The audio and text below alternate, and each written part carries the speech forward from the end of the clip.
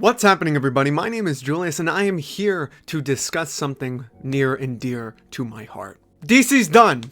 I'm sorry to say, I'm sorry to break it to you, but DC is kinda done. And when I say that, what I mean is the DCEU started in 2013 with Zack Snyder's Man of Steel. It is pretty much done. If we're looking just at the films and shows and everything connected in that world, the continuity is all over the place. There doesn't seem to be a cohesive direction or a goal that these movies and shows are reaching to. And a lot of the tones feel just very distant from each other. Now, of course, this argument could be made for the Marvel Cinematic Universe, but the MCU has proven how consistent it can be in terms of direction and in terms of crossing over and storytelling that feels like it's headed somewhere. DC at one point may have felt like it was heading in a specific direction, and that direction was Justice League. But ever since the whole debacle between Joss Whedon and Zack Snyder and the separation of everything, it feels like DC has been aiming in different directions and seeing what sticks. Now, that's not necessarily a bad thing. I'm glad that they're able to take chances because we got films like Joker, The Batman, Shazam, Black Adam looks like it's great. But in terms of a universe, it's kind of done. If we avert our direction towards outside of the films, it feels like there's controversy after controversy after controversy regarding some of the actors in this universe. Obviously, Ezra Miller has his stuff going on and has been, and I hope everything is resolved from that. Amber Heard is in the middle of a trial. Ben Affleck's done. Henry Cavill's involvement as Superman seems to be a mystery. Wonder Woman's going to continue along with Aquaman, but how long can they sustain themselves? Especially when it seems like certain roles are going to be replaced. The Superman and Batman roles are going to be replaced by Supergirl and Batgirl. I don't have a problem with that in theory, really. I like those characters a lot. But I want to see a cohesive universe. And not just because Marvel did it best or did it really well, and I don't want DC to just copy what Marvel did. But there's something to say about Marvel and their longevity. They've kept this up for nearly 15 years at this point. And though not every Marvel property is perfect, they're still rolling really strong. And I want that for DC because those characters are great. Those characters have so much potential, Superman being the prime example. So I just want to take some time out of your day to talk about if we were going to reboot the DC film universe, who would we get and what direction would we head in?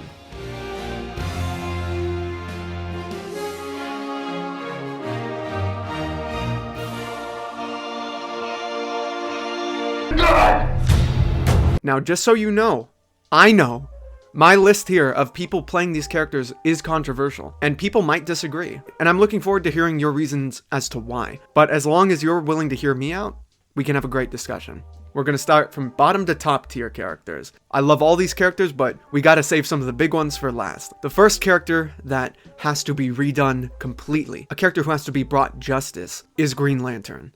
It has been over a decade since the Ryan Reynolds film came out, and he still hasn't gotten a proper on-screen adaptation. We gotta look at what Green Lantern would have looked like in the Snyder Cut, but seeing as the Snyderverse is pretty much done, and I doubt that it's gonna continue, my choice for this Green Lantern, who would be John Stewart, is Trevante Rhodes, famously known for his role in Moonlight.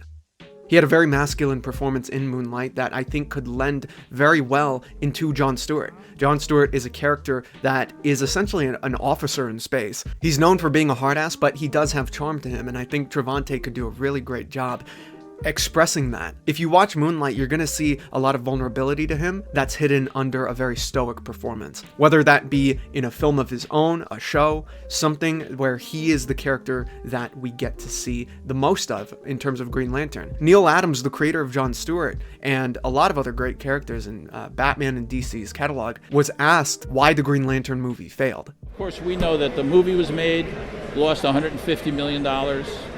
Why? Because John Stewart wasn't in it. Yep. Why? Because I don't know, DC Comics and Warner's, that when they announced it, even when they announced it, they said, it's going to be Hal Jordan, Green Lantern, and all the kids in America went, who the hell is Hal Jordan? Because they watched the television show, right? They knew who Green Lantern was. John Stewart, no question. Next up on the list is a really great character, a really special character, someone considered the heart of the League, J'onn J'onzz, the Martian Manhunter.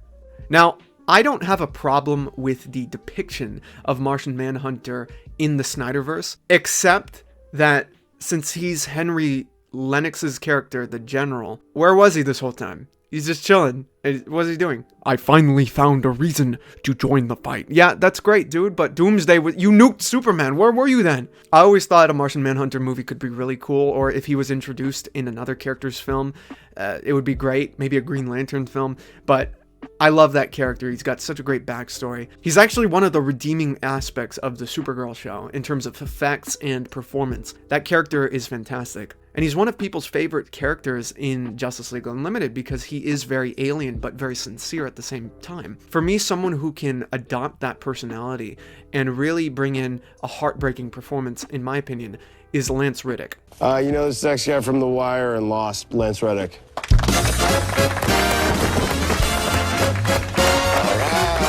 He's a very powerful actor, someone who I think has a very strange quality to him, but there's a lot of class with him. If you watch him in the John Wick films, he is a gentleman completely, but you know he's willing to get down. And also, if you want to see him in something really great, watch a Funny or Die sketch with him in it, where he plays the manager of a toy store, and he is a dictator in it. You get to see different variations of what he can do as a performer. And he's got such a great voice, a voice that would fit Jean perfectly.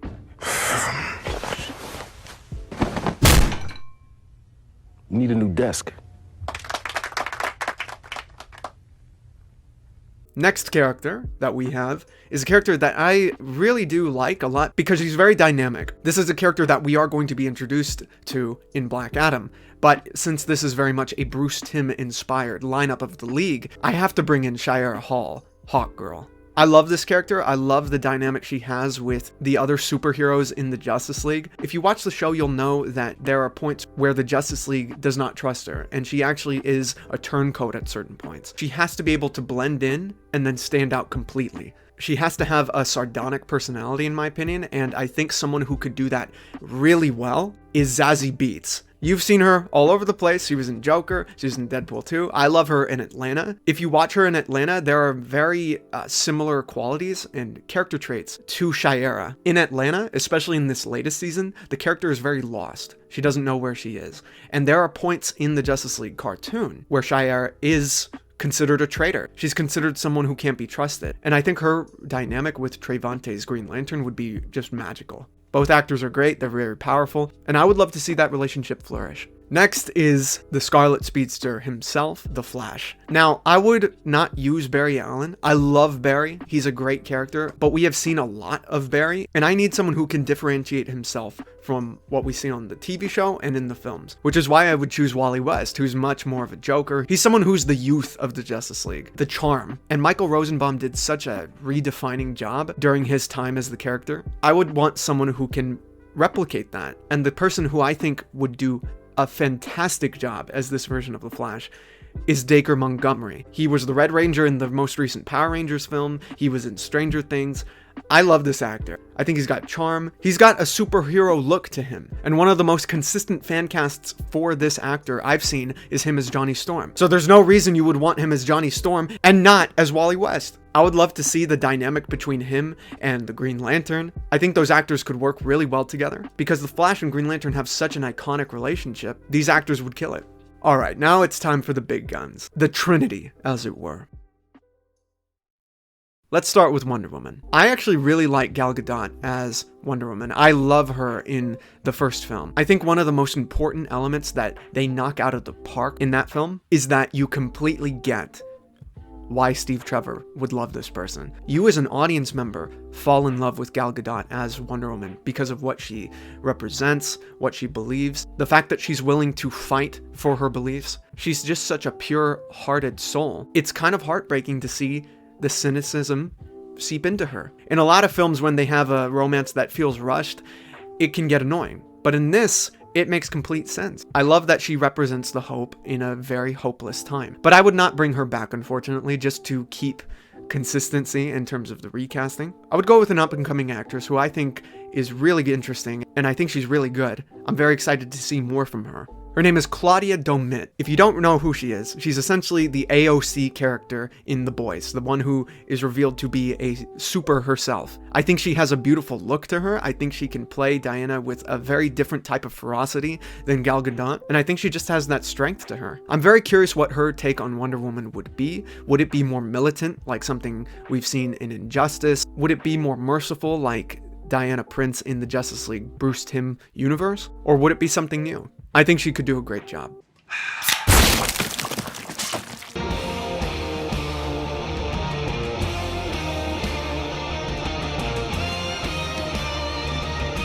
Okay, now it's time for Batman. And this is the one that I could see people either going with completely or completely going against. I love Batman, but we've seen a lot of Batman. We've seen a lot of that story. I don't think any actor has been awful as Batman. Well, forget about that. But I'm someone who believes in the idea of working with what you have. And I would love it if they incorporated Robert Pattinson's Batman into this universe. No! Now, look, I already see your pitchforks and torches. Just chill for a second. Not how this was supposed to go. I understand that this is a very grounded and realistic take on Batman. It's one of the Batman's biggest strengths. But I always looked at this movie, and I could still look at it this way. It serves a similar purpose as the first Iron Man film. The first Iron Man film, relatively speaking, is a very dark and grounded film. There's nothing about that movie that is directed by magic or influenced by the multiverse or anything. It's all science. Sure, it may be science fiction, but it is still based in a type of reality. The Batman is based in a type of reality as well. Not super realism, not ultra realism. That's where you go to The Dark Knight for, I think. There are science fiction qualities and elements in the Batman. And if they bring in more characters from Batman's rogues gallery, such as Mr. Freeze or Clayface or Man-Bat, it's going to develop into a more fantasized world. I'm fine with stretching in that way. When you watched the first Iron Man, did you really think that we would get to the point that we're at now, where we have Guardians of the Galaxy, Thor in the way we have Thor, Thanos? I mean, back when that first movie came out, I thought Iron Man was it. You didn't even really know it was going to be part of a cinematic universe. I feel like the same could be done for the Batman. We already know that Robert Pattinson is great in this role. The Batman, I thought, was a very strong introduction to his rendition of the character. The hell are you supposed to be?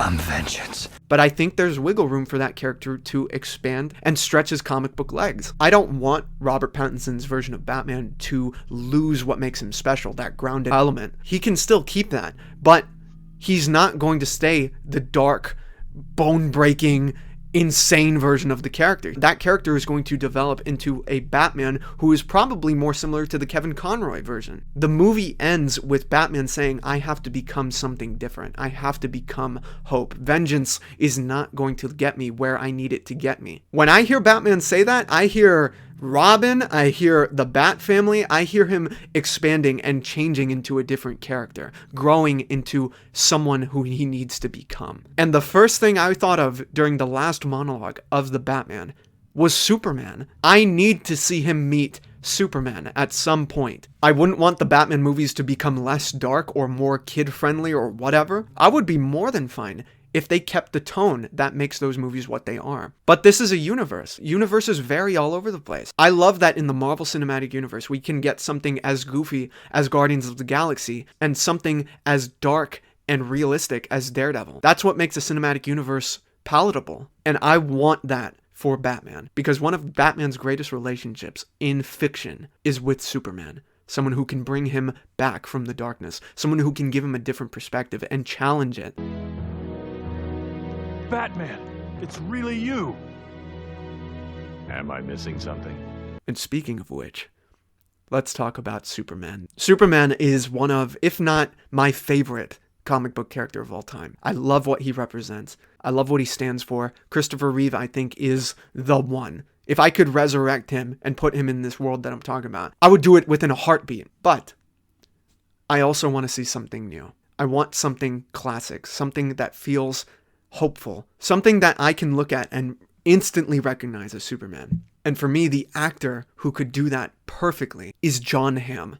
First of all, this is a very famous fan cast, but I love that Jon Hamm is such a versatile actor that you can easily see him as Superman or as Batman, or even as Harvey Dent, as people have recommended for years at this point. But the reason why I went with him as Superman is because, first of all, he can fill that suit nicely, dude. Whenever I see Jon Hamm fan casted as Superman, I immediately am reminded of Alex Ross's artwork of Superman, where Superman is big, he's a bit older, he's incredibly powerful, but he's wise. And I think Jon Hamm can easily fit that mold of Superman. Jon Hamm as Superman reminds me so much of Tim Daly and George Newbern as Superman in the Bruce Timm universe. And I think it would be such an interesting dynamic between him and Robert Pattinson's Batman. With Robert Pattinson's Batman, you have someone who is younger. You have someone who is angry and still lamenting over the death of his parents. And with Jon Hamm as Superman, you have an older, wiser, a seasoned crime fighter. He might look at Batman as someone who he was at the beginning of his career, when having to deal with someone like Lex Luthor, when having to deal with the pure cynics of the world. You could kind of have an opposite dynamic that was happening within Batman versus Superman, where in that, Batman was older, Superman was younger. But here, Robert Pattinson's Batman is talking about how he needs to become a symbol of hope. The trick is, he doesn't know how to do that. Superman does. And this, I think, could lend itself really strongly to what the Justice League needs, which is hope, heart. They need to be there to help people, first and foremost. Batman's whole world has been about violence and struggle. Pain is the first answer that he comes up with. Superman is not that. Superman is not a fist, he's a lending hand. And I think his influence on Batman could make him a better person, in a very similar way to the Bruce Timm animated universe. You see in those shows how those two interact with each other, and how they inspire each other. There's a true friendship there between Batman and Superman. Despite our differences, I have nothing but respect for you. I hope you know that. Because they recognize so much of themselves within each other. And they want to protect each other because they want to protect those parts of themselves. Superman sees the hope within Batman, and Batman sees the tragedy within Superman. And that's what makes such a beautiful dynamic between the two. And I think these actors could replicate that in spades, easily. Obviously, this lineup is very much Bruce Timm inspired. It's what I would love to see. If you want to see a visual representation of this team, go to our community page on our YouTube channel, and you'll be able to see the full cast. Who would you get to play the Justice League if you got to reboot it completely? Would you reboot it at all? Are you fine with the way they're going now with the DCEU? Let us know. Have a great one, guys. Stay safe. Thanks for listening, and goodbye.